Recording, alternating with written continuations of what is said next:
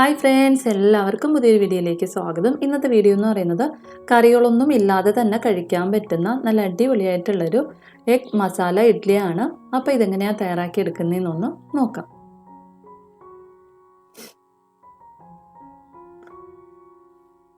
അപ്പോൾ നമ്മുടെ ഈ മസാല ഇഡ്ഡലി തയ്യാറാക്കാൻ വേണ്ടിയിട്ട് നമുക്ക് ആദ്യം അതിലേക്ക് വേണ്ടിയിട്ടുള്ള മസാലയൊന്ന് റെഡിയാക്കി എടുക്കണം. അതിനായിട്ട് ഞാനൊരു കുക്കറൊന്ന് ചൂടാകാനായിട്ട് വെച്ചിട്ടുണ്ട്.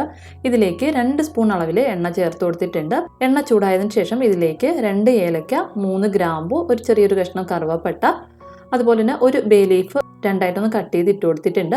ഇതിൻ്റെ കൂടെ തന്നെ 1 ടീസ്പൂൺ അളവിൽ ഇഞ്ചി വെളുത്തുള്ളി ചതച്ചതും കൂടി ഒന്ന് ചേർത്ത് നന്നായിട്ടൊന്ന് വഴറ്റിയെടുക്കാം. അതിനുശേഷം നമുക്കിതിലേക്ക് 2 സവാള നീളത്തിന് അരിഞ്ഞെടുത്തതും 2 പച്ചമുളക് നീളത്തിന് അരിഞ്ഞതും കൂടെ ചേർത്ത് നന്നായിട്ടൊന്ന് വഴറ്റിയെടുക്കാം.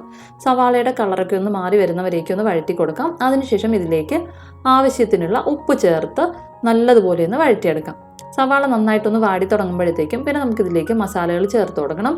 അതിലേക്ക് വേണ്ടിയിട്ട് 1 ടീസ്പൂൺ അളവിൽ മുളക് പൊടിയും, 1.5 ടീസ്പൂൺ മല്ലിപ്പൊടിയും, 1/4 ടീസ്പൂൺ മഞ്ഞൾപ്പൊടിയും, 1/2 ടീസ്പൂൺ അളവിൽ ഗരം മസാലയും കൂടി ഒന്ന് ചേർത്ത് കൊടുത്തിട്ടുണ്ട്. മസാലകൾ ചേർത്തതിന് ശേഷം ഈ മസാലയുടെ പച്ചമണം മാറി വരുന്നവരേക്കും ഒന്ന് വഴറ്റിയെടുക്കാം. അതിനുശേഷം നമുക്കിതിലേക്ക് ചേർത്ത് കൊടുക്കേണ്ടത് തക്കാളിയാണ്. ഞാൻ നല്ല പഴുത്ത ഒരു തക്കാളി എടുത്തിട്ടുണ്ട്. അത് നീളത്തിന് ഇതുപോലെ അരിഞ്ഞെടുത്തതാണ്. അത് നമുക്കിതിലേക്ക് ചേർത്ത് തക്കാളി നല്ല സോഫ്റ്റായിട്ട് വരുന്നവരേക്കും ഒന്ന് വഴറ്റി എടുക്കാം. അതിനുശേഷം നമുക്കിതിലേക്ക് 1/2 കപ്പ് അളവിൽ വെള്ളം കൂടി ഒന്ന് ചേർത്ത് നന്നായിട്ടൊന്ന് വഴറ്റിയെടുക്കണം. നമ്മൾ ചേർത്ത് കൊടുത്തിട്ടുള്ള വെള്ളം തിളച്ചു തുടങ്ങുന്ന സമയത്ത് നമുക്ക് കുക്കർ അടച്ച് വെച്ചിട്ട് 2 or 3 വിസിൽ വരുന്നവരേക്കും മീഡിയം ഫ്ലെയിമിൽ വെച്ചിട്ട് നന്നായിട്ടൊന്ന് കുക്ക് ചെയ്ത് എടുക്കാം.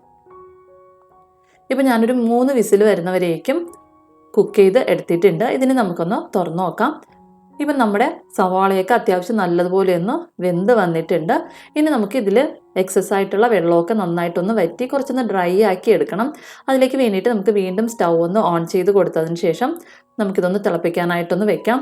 ഈ ഒരു സമയത്ത് നമുക്കിതിലേക്ക് മുട്ട ചേർത്ത് കൊടുക്കണം. അപ്പം ഞാൻ 4 മുട്ട നല്ലതുപോലെ വേവിച്ച് ഇതുപോലെ ചെറുതായിട്ടൊന്ന് കട്ട് ചെയ്തെടുത്തിട്ടുണ്ട്. അത് നമുക്കിതിലേക്ക് ചേർത്ത് നന്നായിട്ടൊന്ന് മിക്സ് ചെയ്ത് എടുക്കാം.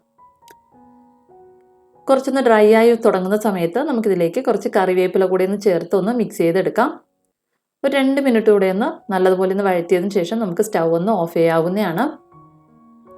ഇനി നമുക്ക് നമ്മുടെ ഇഡ്ഡലി ഒന്ന് തയ്യാറാക്കാനായിട്ട് തുടങ്ങാം. അപ്പോൾ അതിലേക്ക് വേണ്ടിയിട്ട് ഇഡ്ഡലി പാത്രത്തിൽ ഇഡ്ഡലി തട്ട് വെച്ച് ഒന്ന് ചൂടാകാനായിട്ട് വെച്ചിട്ടുണ്ട്.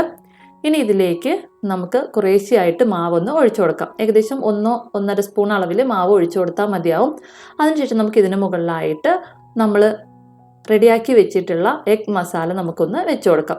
ഓരോ സ്പൂണ് എഗ് മസാല വെച്ച് കൊടുത്തതിന് ശേഷം അതിന് മുകളിലായിട്ട് നമുക്ക് വീണ്ടും ഇഡ്ഡലി മാവ് ഒഴിച്ച് ഇതുപോലെ ഒന്ന് കവർ ചെയ്ത് എടുക്കാം.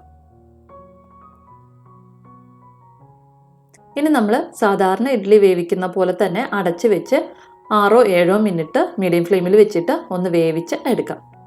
ഇപ്പം ഞാൻ ഇഡ്ഡലി നല്ലതുപോലെ ഒന്ന് വേവിച്ചെടുത്തിട്ടുണ്ട്.